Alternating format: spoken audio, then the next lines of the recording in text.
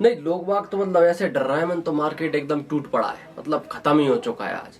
और गिरा कितना है? 2%। अब मेरा एक दोस्त बोल रहा कि भाई इस स्थिति में अब क्या करें, भाई क्या करें, मतलब ऐसा हो क्या गया है जो क्या करें। मैंने उससे पूछा कितना गिर गया अभी निफ्टी टॉप से, तो बोला 3%। 3%? आप खुद बताओ, कोई क्रैश है 3%? नहीं, इस क्रैश में तो मैं एक कह रहा हूँ डरने की कोई बात नहीं है, यहाँ पर तो खुश होने की बात है। कम से कम अपन को इंटर करने का मौका तो मिल रहा है। अभी पिछले 1 डेढ़ महीने से मैं देख रहा था, मतलब कुछ ही दिन आए होंगे जब निफ्टी लाल में बंद हुआ होगा, डेली के डेली 25-50 पॉइंट, 100-200 पॉइंट डेली बढ़ रहा था। तो कम से कम कुछ मौका तो मिला जो लोग इन्वेस्टमेंट करना चाह रहे थे उनके लिए। तो यहाँ पर डरने वरने की कोई बात नहीं है, भले ही छोटे मोटे करेक्शन चलते रहते हैं। और कारण की बात करें कि क्यों कर रहा है मार्केट, तो देखो, इजराइल और ईरान के बीच में चल रहा है युद्ध। तो ऐसा नहीं है कि उन दोनों के बीच में युद्ध चल रहा है तो अपना भारत बर्बाद हो जाएगा, कुछ नहीं होने वाला। ये युद्ध का जो भी प्रभाव है वो सिर्फ 2-4 दिनों का खेल है।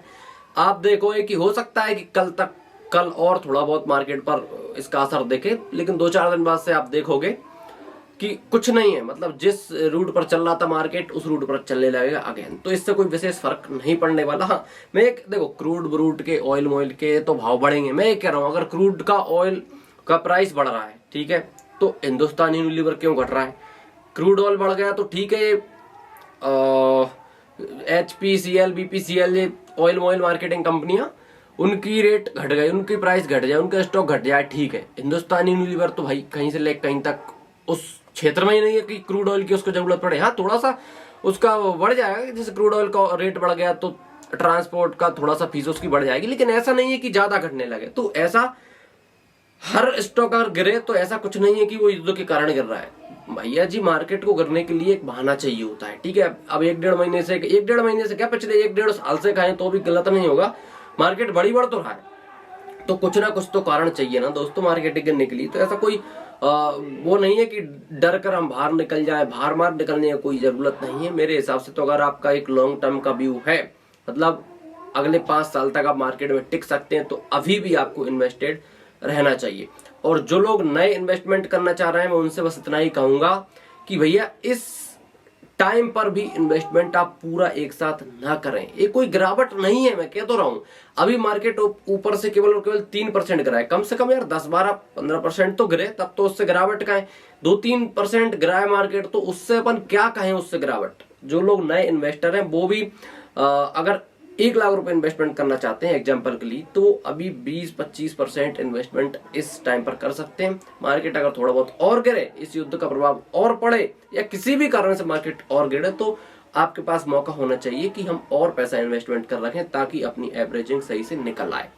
बाकी डरने घबराने वाली कोई बात नहीं है। मैं भी जितना कल इन्वेस्टेड था उतना आज भी इन्वेस्टेड हूं, और मेरा कोई ऐसा विचार नहीं है कि मैं एग्जिट कर दूं, क्योंकि एग्जिट करने का कोई कारण तो होना चाहिए। अभी हमने देखो पिछले 1-1.5 साल से इतना पैसा बनाया कि अब 2-3% की अगर गिरावट आ जाएगी और अभी हम निकल जाएंगे तो फिर क्या मतलब उस चीज का, है ना। तो आगे के लिए भी अपन को होल्ड करके रखना चाहिए। हाँ, बस उनके लिए थोड़ा सा सावधान जरूर हो जाना चाहिए जो शॉर्ट टर्म के लिए हैं, जिनको आने वाले जो ये सोचकर बैठे हैं कि आज अपना पैसा इन्वेस्ट कर रखा है अपन ने, अगले 4 महीने बाद अपन को निकालना है किसी कारण से, तो भैया वो इंतजार ना करें। वो तो किसी भाव पर निकल ही जाए हमारे हिसाब से। तो क्यों?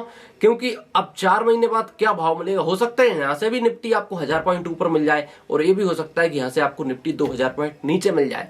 तो शॉर्ट टाइम के लिए तो मेरे हिसाब से स्टॉक मार्केट है ही नहीं, तो शॉर्ट टर्म वालों को तो यहाँ पर चिंता करनी चाहिए। लेकिन अगर आपका टाइम पीरियड 5 साल 3 साल है, तो फिर आपको यहाँ पर चिंता करने की, घबराने की कोई जरूरत मेरे अकॉर्डिंग नहीं है। हम कोई सेबी रजिस्टर्ड एडवाइजर भी नहीं है जो आपको एडवाइज करें कि आपको ये करो वो करो। बस हम अपने हिसाब से जो मैं कर रहा हूँ इस टाइम पर, वो आपको करने की सलाह दे रहा हूँ, या फिर अपने विचार आपके पास रख रहा हूं। तो यहाँ पर डरने की बात नहीं। मैं तो ये कह रहा हूं कि अगर कल और मार्केट 2% गिर जाए, 2-3%, तो थोड़ा मोड़ा पैसा अपन और इन्वेस्टमेंट कर देंगे, क्योंकि भैया जी मौका तो मिले इन्वेस्टमेंट करने का। अब अभी आप पीछे कुछ दिन पहले देख रहे थे कि मार्केट लगातार 15 दिन तक ऊपर चला गया। क्या उस टाइम इन्वेस्टमेंट करें? कोई मौका है? मतलब 100 की चीज अगर 120 में मिलने लगे तब इन्वेस्टमेंट करने का कोई फायदा है? कोई फायदा नहीं है। 120 की चीज जब 100 में मिलने लगे तो फायदा है। तो मैं तो ये कह रहा हूं अभी चीजें थोड़ी थोड़ी सस्ती हो रही हैं, अभी 1-2 दिन और अच्छे से गिर जाए मार्केट 2-4%, थोड़ा सा इन्वेस्टमेंट और कर दें। तो आपके क्या विचार है मुझे आप कमेंट करके बता सकते हैं, और आपका कुछ और क्वेश्चन हो तो आप मुझे कमेंट करें, मैं आपको जवाब देने की पूरी कोशिश करूंगा।